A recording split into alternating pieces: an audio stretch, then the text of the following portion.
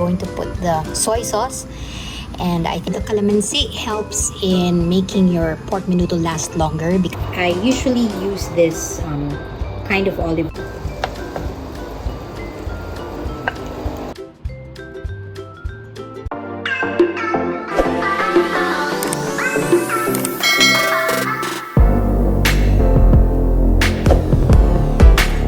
Hello, welcome back to our channel. Today we're going to cook pork menudo. Pork menudo is a Filipino pork dish from the Philippines, cooked with pork and liver, and then you cook it with carrots and potato. It is cooked in tomato sauce and is best paired with rice. So first is I'm going to marinate the pork belly in soy sauce and ground black pepper and calamansi. I usually don't know the exact measurement because I only cook it based on how I feel it. So today I measured around 1/2 cup of soy sauce and around I think 12 pieces of calamansi.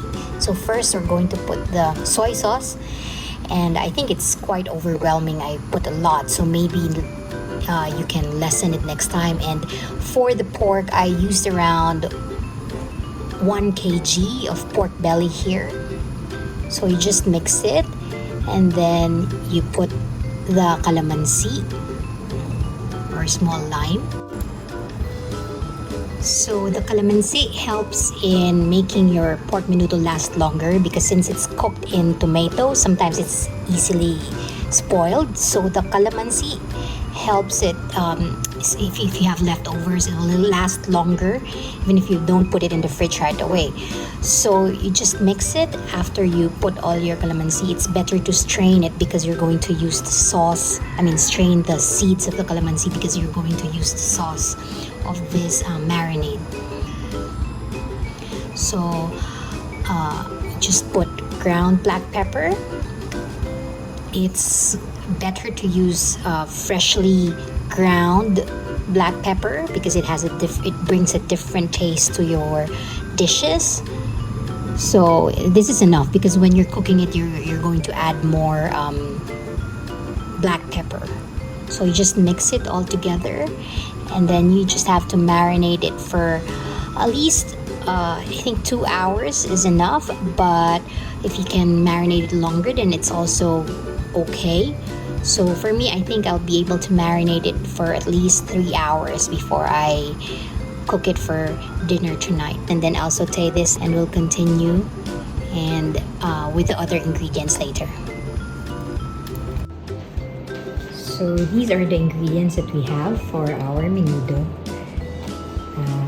As I mentioned, this is the marinated pork cut into small cubes. It's around 1 kg. And this is after marinating it for about, I think, 3 to 4 hours. And this is the pork liver, sliced as well into cubes. And of course, minced garlic, chopped onion.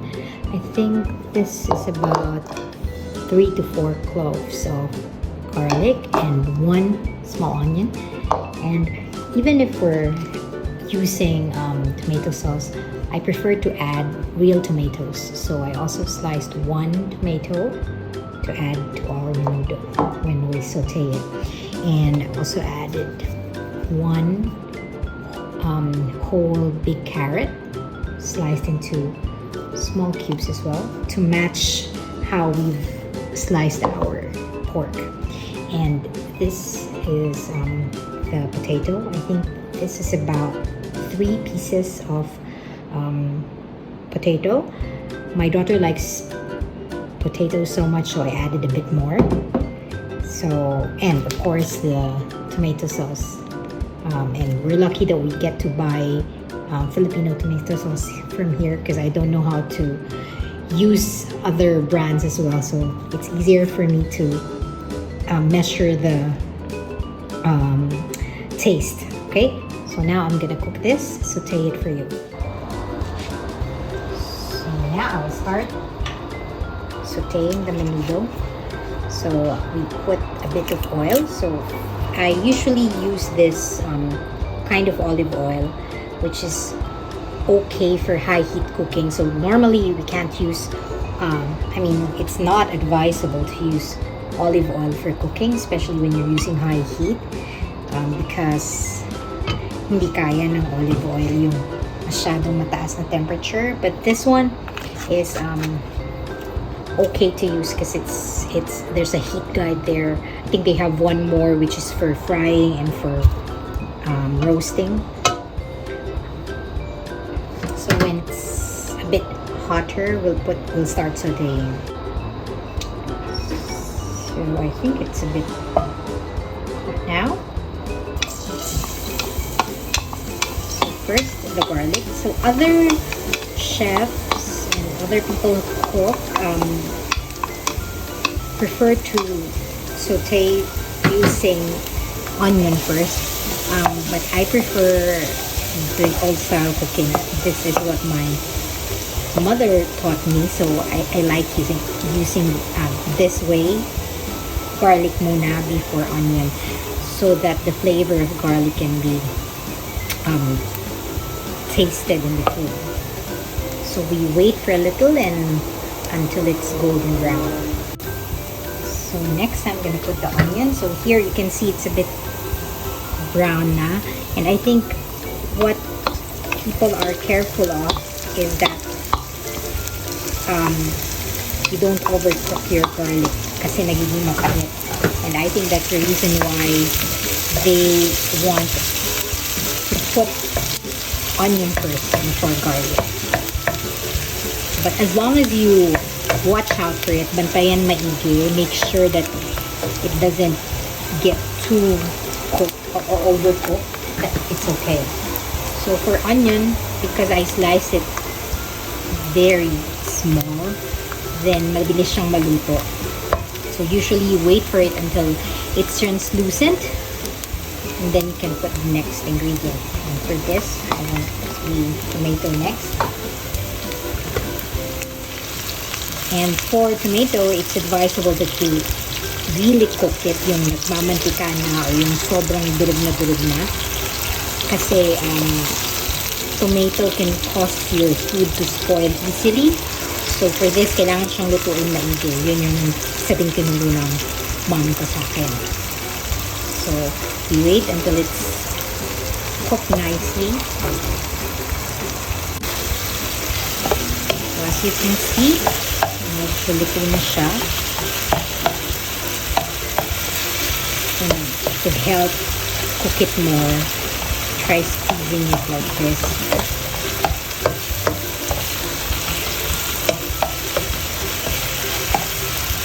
And then you can put your pork.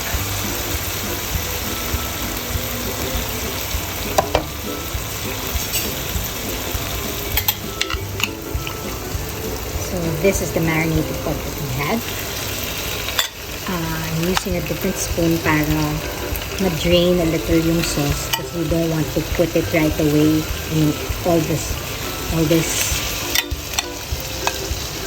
soy sauce because magtutubig din yung pork mo.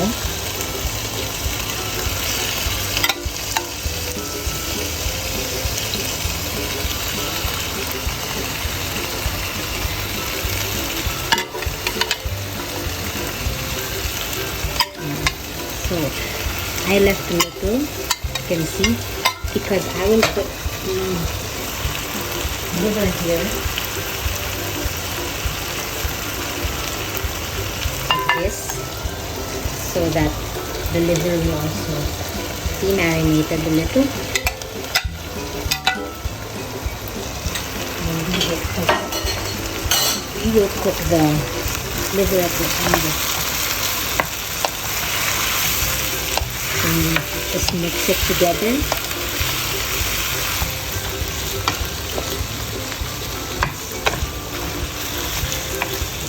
Make sure that yung ginisa mo is mixed properly dun sa pork mixture mo. So there, and then we'll leave this to cook for a while.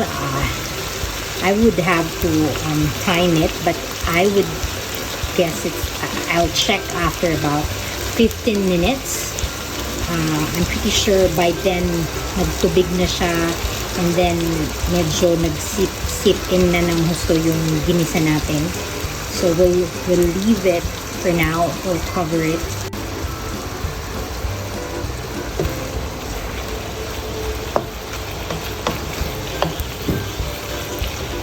Okay. And we'll turn down the heat a little.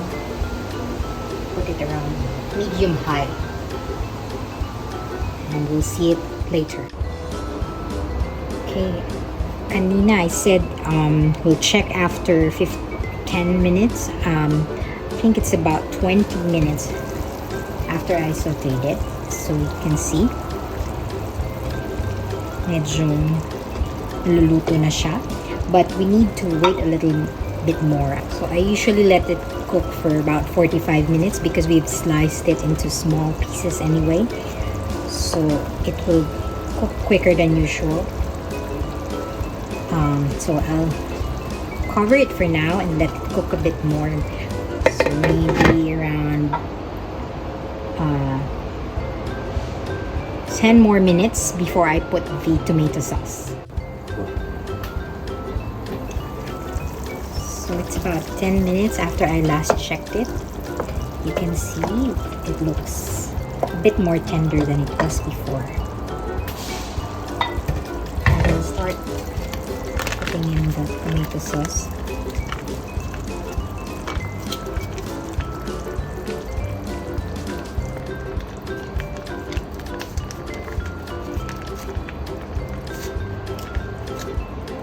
Put about 1 whole pack of tomato sauce. Just mix it.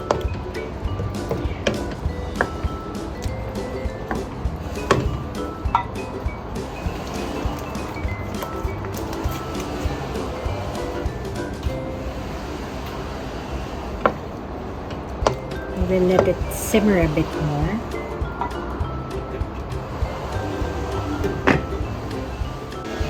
So after about another 10 minutes, this is how it looks like now.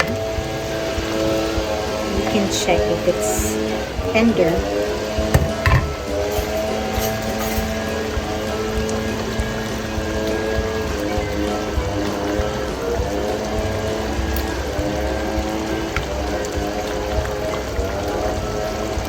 A bit more. Malambot na siya, but tinikman ko. So, it's tender now, but it will become more tender because iluluto pa rin natin siya together with the rest of the ingredients. So, I will start putting in carrots. You can put a bit more carrots if you want. Usually I put a lot, but for some reason today I opted to just put 1 whole big carrot, and I think that's enough because oftentimes naiiwan lang siya, hindi na ubos, because kids or even me and my husband prefer potatoes and carrots, which is not good because carrots are healthier. So we'll leave it maybe for about 5 minutes before I put in carrots. Oh, sorry, potato. Now I will add the liver. So kanina I marinated it, I put it here. So I don't want to put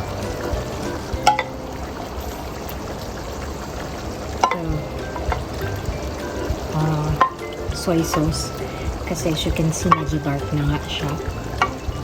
And as you know, I put in a lot when I marinated it earlier today.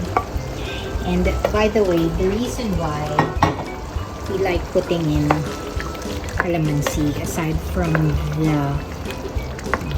sour taste that it adds on to the menudo, is that it helps also in not making the food spoiled, because the menudo has tomato and then you add in tomato sauce as well, so medyo mabilis siyang mapanis.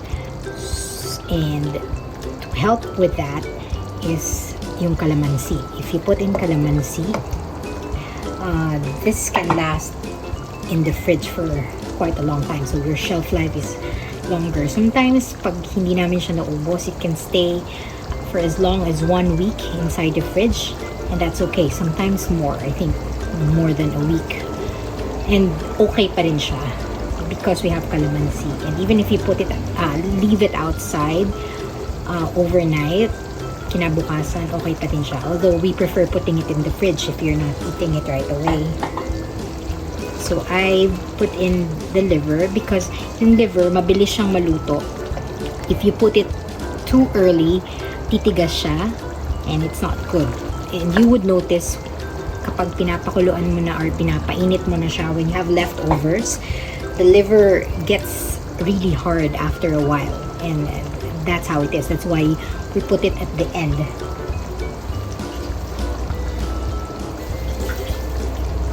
So now I'm going to put the potatoes. This is the last ingredient. And you just mix it in. Actually, medyo malalaki yung cut ng potatoes ko, but that's okay. You can make it a bit smaller like the carrots.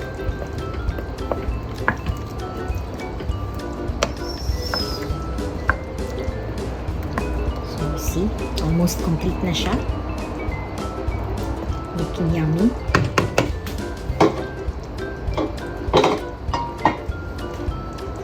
And lastly, you put in ground black pepper. So when I marinated it, naglagay na ako ng black pepper, but I like black pepper. I like the taste that it brings to the food, so I put in a bit more. I think that's about 1 teaspoon. And then we'll cover it in order to cook the rest of our ingredients, which would be the carrots, liver, and potato. I think in about 5 minutes, luto na to completely.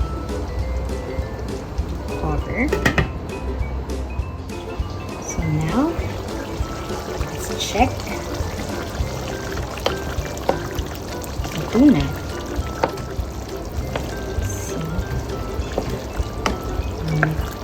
I usually don't taste my cooking, pero this time I think I need to. I need to check if one, it's tender.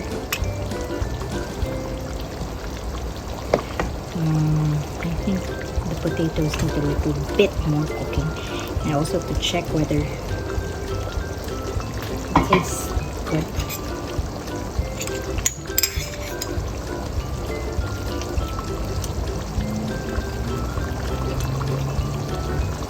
Okay, it's tender and edible. Actually, it tastes the same as we usually cook it.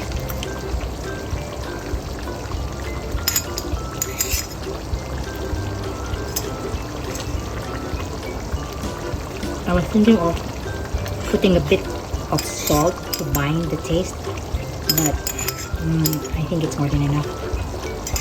I think okay na yung lasa.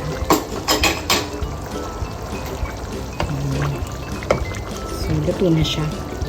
Completely, luto na. I mean, yung potato, konting-konti pa. So, maybe I will leave it for a minute or so. But, yeah, that's it. That's it for our menudo. Till next time, and we're now ready to serve it. and we'll have it for dinner tonight. So thank you guys for watching.